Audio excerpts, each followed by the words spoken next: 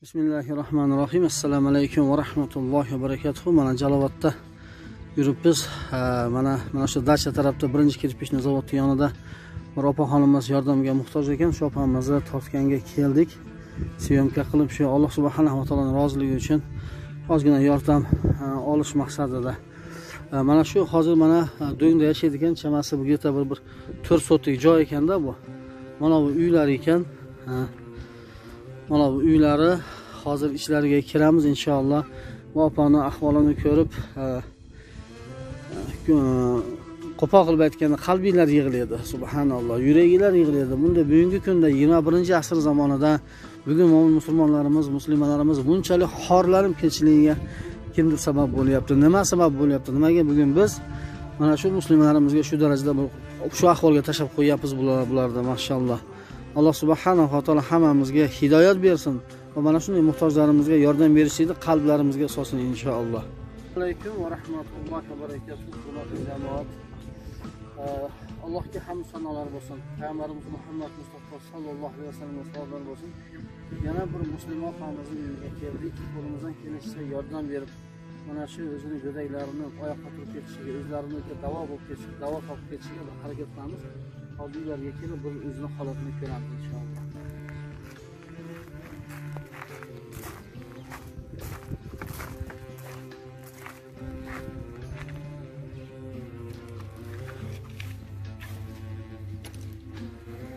Assalomu alaykum va rahmatullohi va barakatuh. Opa, yaxshimisiz? Assalomu. Yaxshimisiz? Yaxshi bo'lib qoldingizmi? Alloh taolo shifo bersin. Inshaalloh mana shu kasal hurmatli jamoat, mana shu hozir mana Jalovat oblasida, mana shaharda dacha degan joyda mana shu birinchi kirpishni zavod oldida mana istiqomat qilgan opamiz oldiga keldik. Opamiz ahvoli juda og'ir. Shuning uchun hozir opamizni operatsiya qilishligimiz uchun siroz pecheni 2 darajali operatsiyani qilishlikdan oldin opamizni o'sha grija kasalliklari bor ekan, oldin operatsiya qilinib 3-4 marta suv olinib, hozir mana shu yerlar spayka bo'lib yopishib ketganligi uchun o'rnidan turolmay qolgan holatlari mana shu. Opa, o'zingizdan bir gapirib berasizmi? Mana olur.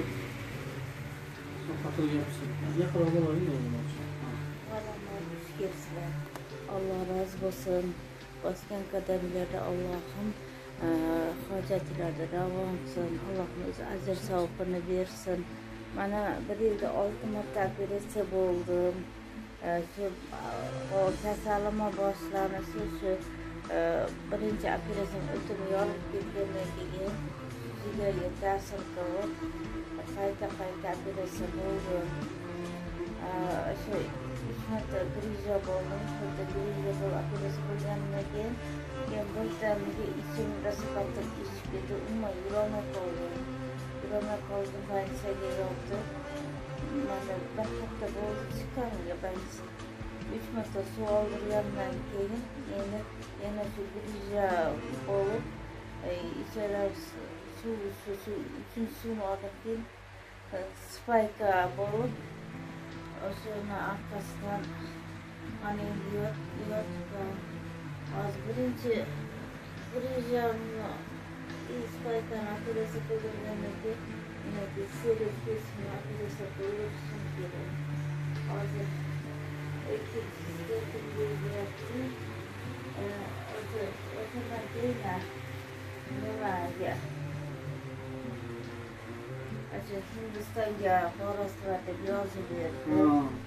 Unga so'rasa gapirsa $35,000 dedi operatsiyani o'ziga. Borib kelish yo'lda $50,000 ketar ekan. O'sha siroz pecheni operatsiyasiga $35,000 borib kelishda $50,000 da buni kim aytdi buni? O'sha hindistonlik vrachlar gaplashdik. Ahvoli shunday deb turib qog'ozlarimizni jo'natib keldik. Ular kelasan dedi. Ular telefonlari bor, so'rashdi. Kelasan dedi. Ashunday kelgandan keyin operatsiya qilib lecheniya qilamiz, ba'zi yaxshi bo'lib ketadi dedi. Lekin donor kerakmi dedi.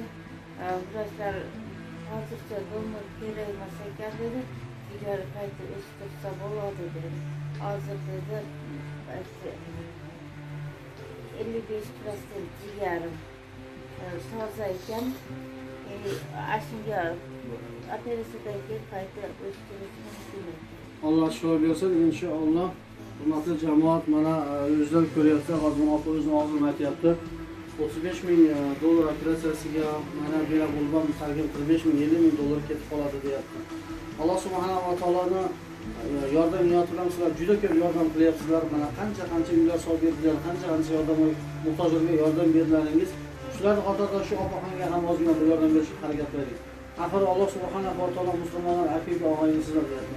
Payg'ambarimiz sollallohu alayhi vasallam o'zingga xohlagan yaxshilikni birovga xohlamaguningcha to'g'ri komil bo'labilsan degan bo'lsa, yana bir hadislarida qaysi bir ummatni to'g'ri ummatda g'amida bo'lsa mendan emas deyotgan bo'lsa, bugun biz opamizni shunday holatda tashlab qo'yishligimiz bizning iymonimizga, vijdonimizga va dinimizga ham to'g'ri kelmaydi birodar. Mana shuni mana ikkita go'dagi bor ekan, shu ikkita go'dagini ham baxtiga bo'lsa, iloji mana shu biz opamizni ayollarga turib ketishiga, mana shu bolalarini, to'ylarini, rohatlarini ko'rishligi Alloh taolo nasib qilsin inshaalloh. Nima bolalar narsa xohlasan, shu ayollarni murtga ayqib turib ketsa yaxshimi inshaalloh, Xudo xolasa. Ha kamera bir gapirib berasizmi, aytasizmi? Yo'q, olib keladimi? Ha, shu opani operatsiya qilaylikmi? Nima deysiz? Bir aktiv akalarga, ukalarga bir yordam beringlar deb aytsangiz bo'ladimi? Aytavering.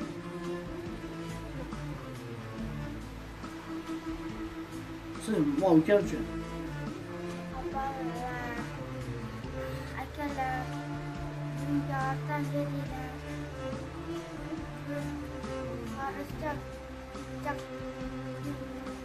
Og'irsa so'yaqingni aytavering, men buni aytaman. Yaxshi bo'lib ketsin, ha, Xudo xolasa, harakat qiling. Sizlar ham katta bo'lsalaringiz yordam berasizlar, ha, Xudo xolasa xalqqa. Hurmatli jamoat, mana shu videoning tagiga biz kartalarni qo'yamiz, telefon nomerlarini qo'yamiz. Kim agar bir gumon qiladigan bo'lsa, ishonmaydigan bo'lsa, bizga telefon qilsangiz, mana shu opamning oldiga olib kelib, mana ko'rib suhbatida bo'lib ketishingiz mumkin inshaalloh. Mana Jalovotda xayriya jamoalari, hadiya hamkor jamoalari, qancha jamoatlar ishlayotgan bo'lsa, biz mana shu har jamoat bilan biz birmiz. Chunki maqsadimiz bir ummat foydasiga ishlash maqsadida ishlayapmiz inshaalloh. Opa, mana shu malova hozir olayotgan videoni YouTube'ga bir kanallarga qo'yaveraylik, Xudo xolasa. Qarshi emassiz, Xudo xolasa. Men sizga telefon nomerimni berib ketaman. Qanaqa holatda bo'lsa, bu telefon qilingiz kelsa, bemalol telefon qilaverasiz. Kunduzimi, kechqurunmi?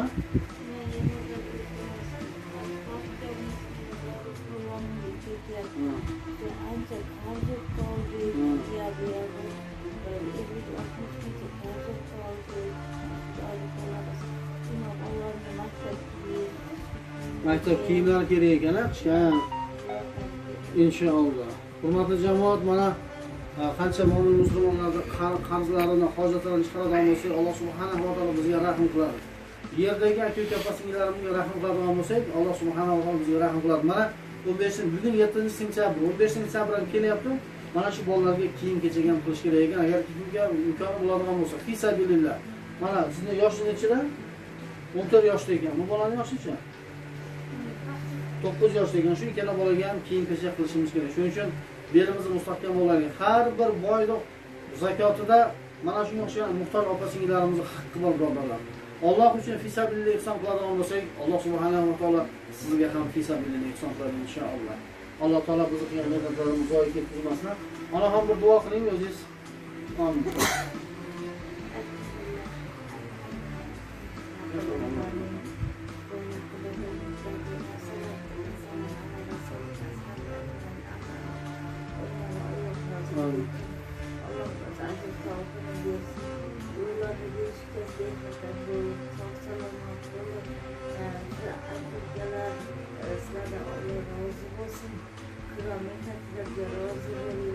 Bizga bir mazlum, bizga bir yetimlarga boshqa hamisha sog' salomat bo'lib, tezroq tuzalib, bebelarga baxtli sog' bo'lib, shu bolalarni ham onalar bolalar yashagan, xursand bo'lib, o'ynab kulib yurishsin. Rahmat sizlarga, Alloh rozi bo'lsin.